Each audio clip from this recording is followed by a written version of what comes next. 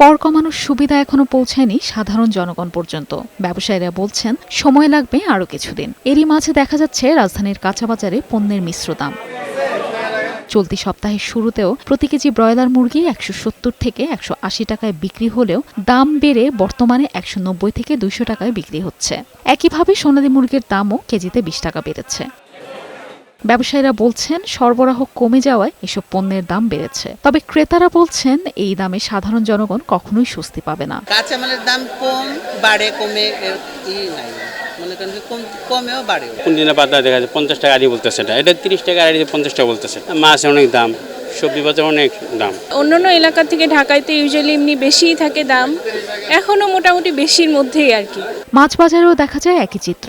রুই মাছ বিক্রি হচ্ছে কেজিতে 400 টাকা, মাঝারি সাইজের চিংড়ির দাম 700 থেকে 900 টাকা। আগে একটু দামটা একটু কম ছিল, কিন্তু দেখা যাচ্ছে এবছর একটু মাছের দাম একটু বেশি। নিম্ন মধ্যবিত্তের ক্রয় ক্ষমতায় নাই। আমরা যদি বলি এটা নিম্ন মধ্যবিত্তের ক্রয় ক্ষমতায় নাই, যেখানে আমরা আগে 1 কেজি কিনতে পারতাম এখানে আধা কেজি কিনে নিয়ে যাইতে হচ্ছে, মানে বাস্তবতাটা এই জায়গাটায় আর কি। এদিকে তেল ও চালের দাম স্বাভাবিক থাকলেও বাড়তি পোলাও চালের দাম। ভাতের চাল সবগুলো আগের মতনই আছে, আগের থেকে বরং আরো 58 টাকা করে কমছে। শুধু পোলা চালের দামটা বেড়ে গেছে, পোলা চালের কেজিতে 15 থেকে 20 টাকা করে বাড়ছে। মেরিন আমিন, বৈশাখী সংবাদ, ঢাকা।